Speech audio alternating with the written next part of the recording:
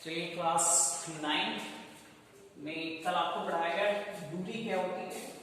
आपने पढ़ा था दूरी क्या होती है। आज बात करते हैं विस्थापन की। ठीक है, विस्थापन क्या है? तो विस्थापन का मतलब होता है कि दो बिंदुओं के बीच के जो भी आपने दूरी तय की है, ठीक है, दो बिंदुओं के बीच जो भी आपने दूरी तय की है उसको हम क्या कहेंगे? उसको हम कहेंगे विस्थापन। क्या कहेंगे? विस्थापन। जैसे इसमें कहा जाता है ये आपका बिंदु हो गया ए और ये आपका बिंदु हो गया क्या? बी। अब इन दोनों बिंदुओं के बीच जो भी आपने दूरी तय की है उसको कहेंगे विस्थापन। जबकि अगर दूरी की बात की जाए तो ये दोनों बिंदु मिला के जो आपने दूरी तय की है उसको कहेंगे, या जो ये आपका बिंदु ये आपका बिंदु जो है, इस दोनों बिंदुओं को मिला के, ठीक है, जो आपने पथ तय किया है उसे कहेंगे क्या? दूरी कहेंगे। आई बात समझ में? जबकि दो बिंदुओं के बीच की जो दूरी होगी उसको हम कहेंगे विस्थापन। क्लियर हुई बात? नहीं हुई? यानी विस्थापन के लिए आपको पता होना चाहिए किसी वस्तु की प्रारंभिक स्थिति व अंतिम स्थिति के बीच की दूरी को हम विस्थापन कहते हैं। आई बात समझ में? नहीं आई? ठीक है, इतना शायद समझ में आया होगा। उसके बाद जैसे मान लीजिए आप ये चल रहे हो रास्ता, ठीक है, ये गए फिर ये आए और फिर ये आ गए। आई बात समझ? या ऐसे ना हो कि आप ऐसे जा रहे हो, यहां गए फिर यहां पहुंच गए, ठीक है, यहां से गए फिर यहां, ये आपका ये बिंदु हो गया, ये आपका बी हो गया और ये आपका सी हो गया। आपने यहां से चलना स्टार्ट किया, यहां पहुंचे, ठीक है, यहां से चलना स्टार्ट किया फिर यहां पहुंच गए। तो ये आपने क्या तय किया? ये आपने जो है वो दूरी तय की। क्या तय की? दूरी तय की। आई बात समझ? यहाँ पे आपने विस्थापन नहीं तय किया कि आप यहां से गए यहां से गए यहां, ठीक है। विस्थापन के लिए क्या होना चाहिए? विस्थापन के लिए ये होना चाहिए, यहां से यहां की जो दूरी होगी उसको क्या कहेंगे हम? उसको कहेंगे विस्थापन। समझ में बात आई? उसको क्या कहेंगे? उसको कहेंगे विस्थापन।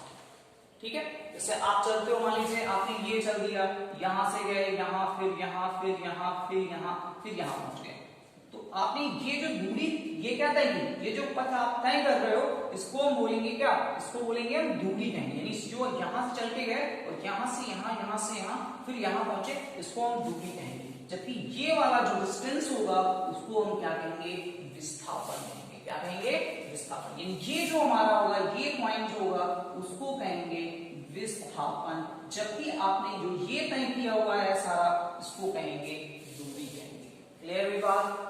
ठीक है, तो आप कह सकते हो कि दो बिंदुओं के बीच के अंतर को विस्थापन कहते हैं, या दो बिंदुओं के बीच की चली गई दूरी को विस्थापन कहते हैं। जबकि अगर दूरी की बात की जाए तो एक बिंदु से दूसरे बिंदु तक तय किए गए पथ को हम दूरी कहते हैं।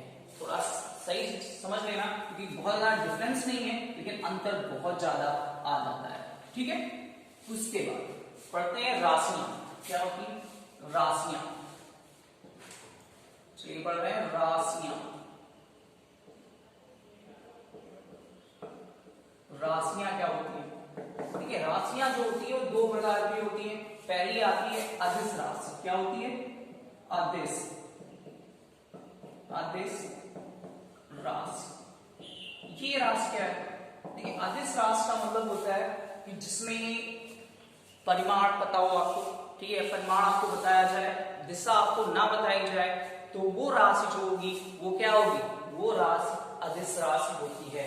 ठीक है, वे भौतिक राशियां जिनको व्यक्त करने के लिए परिमाण की आवश्यकता होती है, दिशा की नहीं, वे राशियां जो होती हैं वो अदिश राशियां कहलाती हैं।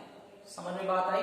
जैसे आपसे कहा जाए कि आप 4 किलोमीटर चले जाएं, तो यानी 4 किलोमीटर आपको बताया गया, ये क्या है? ये परिमाण है। क्या है? ये परिमाण है। ठीक है, लेकिन आपको दिशा नहीं बताई गई तो आप किधर जाओगे? आप चारों दिशाओं में कहीं भी 4 किलोमीटर जा सकते हो।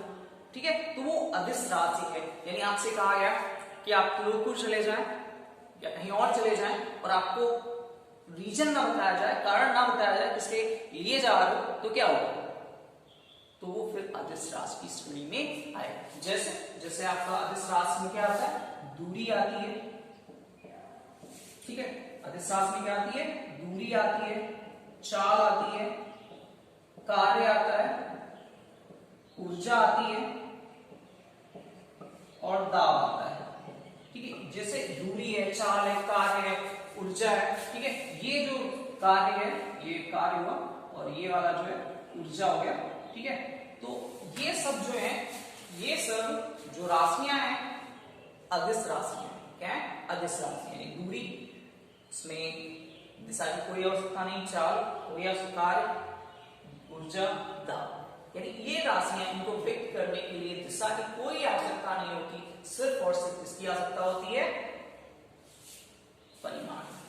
नंबर सेकंड पे आता है, नंबर सेकंड सदिश राशियां, सदिश राशियां, ये राशियां क्या होती है, देखिए सदिश राशियां वे राशियां होती हैं जिनको व्यक्त करने के लिए परिमाण और दिशा दोनों की आवश्यकता होती है, उन्हें हम सदिश राशियां कहते हैं। यानी इनके लिए क्या है, इनके लिए परिमाण और दिशा दोनों जरूरी है, वरना ये अदिश की श्रेणी में चले जाएंगे। जैसे आपसे कहा जाता है 4 किलोमीटर पश्चिम की ओर चले जाएंगे, तो आपको बताया गया दिशा बताएगी, नहीं बताएगी, पश्चिम चले जाएंगे, तो आप बड़े आराम से पहुंच जाएंगे।